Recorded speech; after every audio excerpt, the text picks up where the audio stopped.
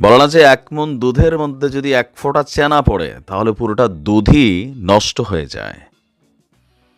একজন ব্যক্তির অপকর্ম দলটাকে কী পরিমাণ বিপদে ফেলতে পারে বিগত সরকারের আমলে আমরা দেখেছি। আবার অন্তর্বর্তী সরকারের মধ্যেই বিএনপির কিছু নেতাকর্মী পুরো দলকে কীরকম বিপদে ফেলবে আগামী নির্বাচনে হয়তোবা সেটা তখন বোঝা যাবে। যাই হোক, আমরা কথা বলছি ভারত কেন হঠাৎ করে আওয়ামী লীগ নেতাদেরকে খোঁজে খোঁজে লটকাচ্ছে, তবে সবাইকে না, কতিপয় আওয়ামী লীগ নেতাদেরকে। একটা কথা আছে, ঢেকি স্বর্গে গেলেও ধান বানে। এই কথাটা আজকের দিনে কেন বলা হলো? এই মুহূর্তে আওয়ামী লীগ নেতাদের যারা বাংলাদেশ থেকে ইউরোপ আমেরিকার বা উন্নত কোনো দেশে পালানোর সুযোগ নেই, টাকা পয়সা নাই, তারা চট করে যেটা পারে সেটা হচ্ছে সীমান্ত অতিক্রম করে ভারতে চলে যাওয়া, অথবা বিভিন্ন ভিসাতে তারা ভারতে গিয়ে আশ্রয় নিচ্ছে। তো কেউ কেউ বলছেন যে প্রায় লক্ষাধিক আওয়ামী লীগের নেতাকর্মী এই মুহূর্তে ভারতে আছেন, কিন্তু সেইখানে গিয়া এই ধরনের অপকর্ম করলে পুরা ভারত থেকে বেরি দিয়া আওয়ামী লীগদেরকে কিন্তু সেখান থেকে পিটাইয়া পুলিশ বের করে দিবে, গ্রেপ্তার করবে, ক্রসফায়ার দিয়ে দিতে পারে। আর ক্রসফায়ার দিয়েও দেন যদি ঘটনা সত্য হয়।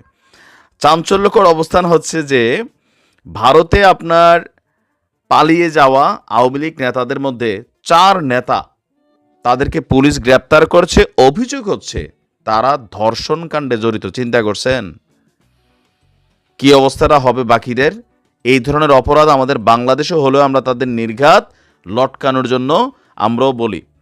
ভারতের কলকাতা নিউ টাউন থেকে সংঘবদ্ধ ধর্ষণ মামলায় আওয়ামী লীগের 4 নেতাকে গ্রেপ্তার করেছে শিলং পুলিশ। আপনার গত 8ই ডিসেম্বর রাতে বিশেষ অভিযানে নিউ টাউনের একটি ফ্ল্যাট থেকে আওয়ামী লীগ নেতাদের গ্রেপ্তার করেছে কলকাতার বিধারনগর কমিশনারেট ও মেঘালয় পুলিশের একটা যৌথ বাহিনী। শেখ হাসিনা সরকারের পতনের পর উত্তেজিত জনতার হাত থেকে বাঁচতে ভারতে অবস্থান নিয়েছে আওয়ামী লীগের অনেক নেতা। বিষয়টি গণমাধ্যমকে নিশ্চিত করেছে ভারতে অবস্থানরত একজন আওয়ামী লীগের নেতাই। গ্রেপ্তারকৃতরা কারা? সিলেট জেলা আওয়ামী লীগের সাধারণ সম্পাদক এবং জেলা পরিষদের অপসারিত চেয়ারম্যান অ্যাডভোকেট নাসির উদ্দিন খান, সিলেট মহানগর যুবলীগের সভাপতি আলম খান মুক্তি, সিলেট মহানগর যুবলীগের সহসভাপতি রিপন, সিলেট মহানগর আওয়ামী লীগের সদস্য ইলিয়াস আহমেদ জুয়েল। পলাতক দুজন হচ্ছেন সিলেট জেলা স্বেচ্ছাসেবক লীগের সভাপতি আপনার আফসার আজিজ এবং সাধারণ সম্পাদক দেবাংশ মিন্টু। ভারতের পুলিশ তাদের খুঁজছে। পুলিশের সূত্র বলছে ভারত থেকে যে আওয়ামী লীগ নেতারা সিলেট থেকে পালিয়ে শিলংয়ে অবস্থান করছিল। এ সময় তারা যেখানে অবস্থান করছিল সেখানেই এই ধর্ষণ কাণ্ডের ঘটনা ঘটে।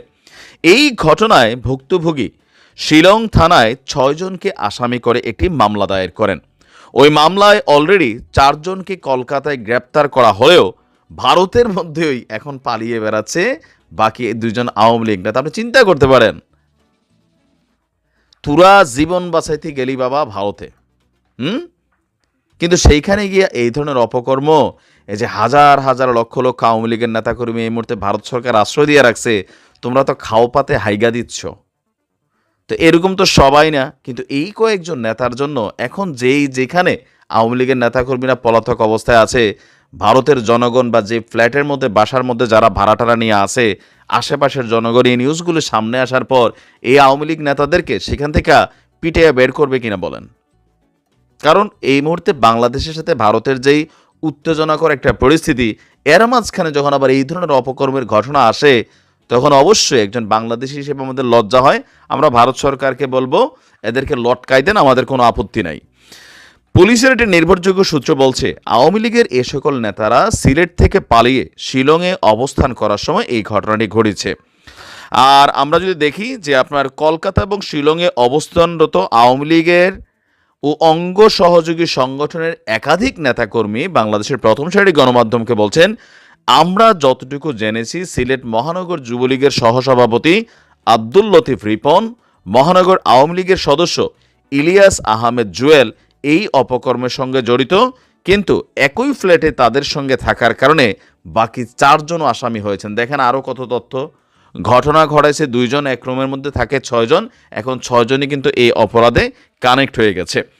তবে সিলেট জেলা আওয়ামী লীগের 2 শীর্ষ নেতার নাম প্রকাশ না করার শর্তে বলছেন, শিলংয়ের মুভমেন্ট পাস নিয়ে সংশ্লিষ্ট থানায় না জানিয়ে কলকাতা চলে যাওয়ায় তাদেরকে গ্রেপ্তার করা হয়েছে। দেশ ছেড়ে পালানোর পর শিলংয়ে ছিলেন নাসির উদ্দিন খান সহ 6 জন। গেল 1 ডিসেম্বর তারা শিলং ছেড়ে কলকাতায় যান। তো এখানে আমরা যতদূর দেখছি যে আপনার আচ্ছা, লতিফা রিপন এই অপকর্ম ঘটিয়েছে বলেই বেশিরভাগ সূত্র নিশ্চিত করছে। আর বলা হচ্ছে যে আচ্ছা, এই যে বিষয়গুলো যাই হোক, এখানে কলকাতার পুলিশ খুবই শক্ত অবস্থানে আছে।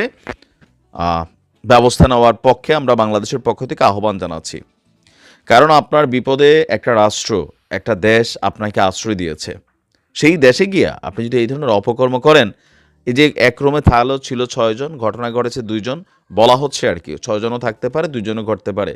এখন পুরা কমিউনিটিকে আপনি কত বড় বিপদে ফেলছেন। কবে যে সীমান্ত দিয়ে দৌড়াইয়া বাংলাদেশ সীমান্তে ঢুকাই দেয়, এরপরে নমুনা বুঝবেন।